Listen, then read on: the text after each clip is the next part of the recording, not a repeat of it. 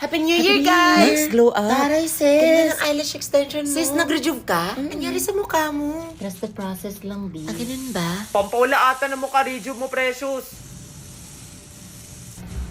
Siya na ba siya, ma'am? Ha? Ano? Siya na ba siya, ma'am? Hala, guys! Braces na si Jessa! Wait! Wow, rich kid! Hala, braces nga! Magkano? Masakit ba? Masakit.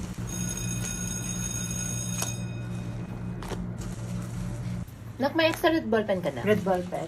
Marami po, Scars, takot na akong masugatan. Magbabago na ako this year. Tahimik niyo to. Oo nga, di ba madaldal yan? Be, alam mo ba yung issue? Yung cheater daw si I don't think so.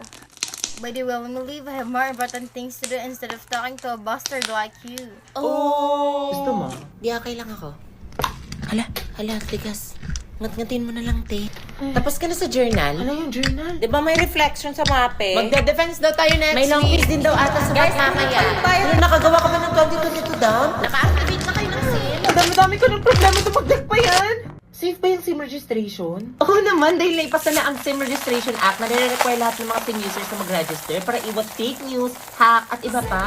Para makapag-register, pwede ka pumunta sa website na ito o sa kahit anumang smart store para magpatulong. Pagkatapos, protektado ka na, may free 3 gig ka pa. Kaya maging TNT passer na at register your SIM now.